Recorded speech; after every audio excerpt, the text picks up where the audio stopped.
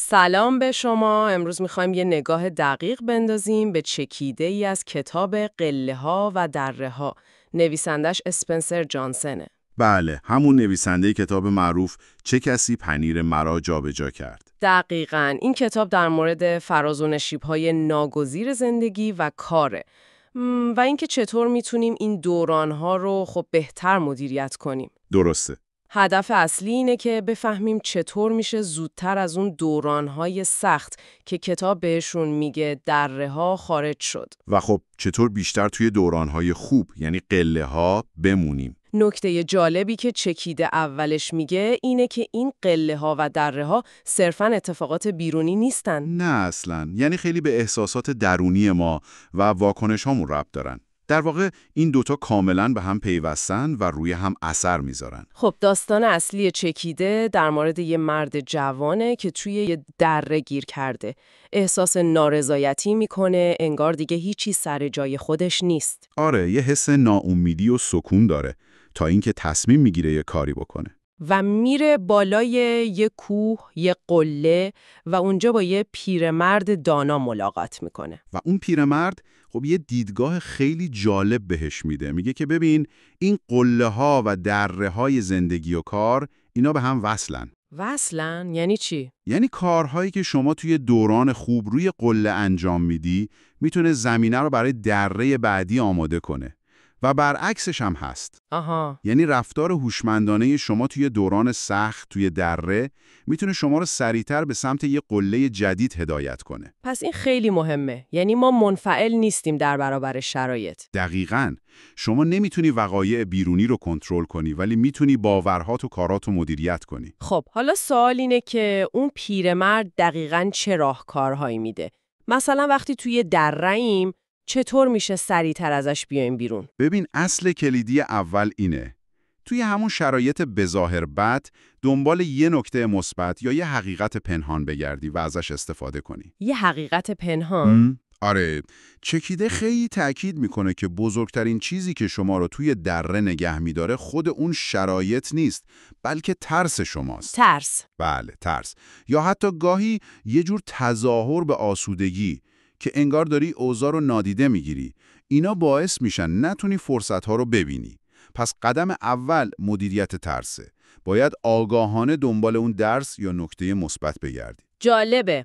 پس غلبه بر ترس و پیدا کردن فرصت توی سختی. خب حالا فرض کنیم این کار رو کردیم و از دره اومدیم بیرون. رسیدیم به قله. چطور میشه اون بالا بیشتر موند؟ چون یادمه توی داستان اون جوون بعد از رسیدن به قله یکم مغرور شد و دوباره افتاد. دقیقاً. و این میشه نکته کلیدی دوم. برای اینکه بیشتر روی قله بمونی، باید خیلی مراقب غرور و خودبینی باشی. غرور؟ بله. وقتی به موفقیت میرسی، خیلی راحته که فکر کنی دیگه همه چی تمومه، همیشه همینطور خوب میمونه. آره، آدم فکر میکنه دیگه نیازی به تلاش نیست. دقیقاً. و این غرور باعث میشه واقعیت‌های جدید و در حال تغییر رو نبینی. راهکارش چیه؟ قدردان موفقیتت باش، ازش لذت ببر، ولی فروتن بمون و به فکر بهبود و مدیریت هوشمندانه اون موفقیت باش. پس مدیریت ترس در دره، مدیریت غرور در قله. خیلی خوب. حالا راه سومی هم بود توی حرفای اون پیرمرد برای اینکه در آینده قله‌های بیشتری رو تجربه کنیم. بله، راه سوم ساختن و دنبال کردن چیزیه که کتاب بهش میگه چشمانداز خردمندانه. چشمانداز خردمندانه یعنی چی؟ یعنی یه تصویر خیلی واضح، مشخص و مهمتر از همه واقع‌بینانه از آینده بهتری که برای خودت میخوای بسازی. آها. این تصویر باید اونقدر جزئیات داشته باشه و برات قابل باور باشه که شوق رسیدن بهش بهت انگیزه بده حرکت کنی، حتی وقتی شرایط سخته. این فقط یه آرزوی مبهم نیستا، یه نقشه است که بهت نیرو میده. پس در هر دو حالت، چه قله چه دره، به نظر میاد دیدن واقعیت خیلی مهمه.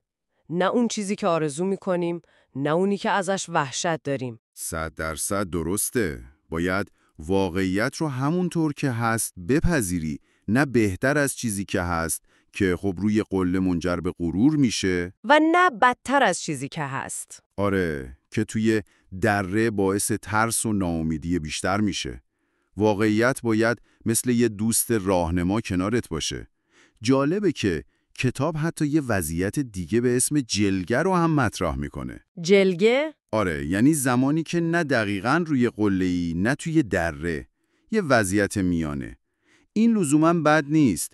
میتونه یه فرصت باشه برای استراحت، فکر کردن، برنامه‌ریزی و بازیابی نیرو. عجب. پس اگه بخوایم یه جمع‌بندی کنیم، پیام اصلی اینه که ما میتونیم با آگاهی، با مدیریت احساساتمون، خصوصاً ترس و غرور، و با داشتن یه چشمانداز روشن و واقعی، مسیرمون رو تو این فراز و نشیب‌ها خیلی فعالانه تر هدایت کنیم. درسته؟ دقیقاً، و حتی از اون دره‌ها به عنوان یه فرصت برای یادگیری و قوی‌تر شدن استفاده کنیم. عالیه. خب به عنوان نکته پایانی یه سوال برای فکر کردن بیشتر برای شما که گوش میدید. بله، این سوال خوبیه. همین الان تو موقعیت فعلی زندگی یا کارتون فرقی نمیکنه کجایید، قله، دره یا شاید جلگه، به نظرتون چه حقیقتی وجود داره که ممکنه به خاطر ترس یا شاید غرور دارید نادیدش میگیرید؟ فکر کردن به این میتونه خودش اولین قدم برای یه تغییر مثبت باشه.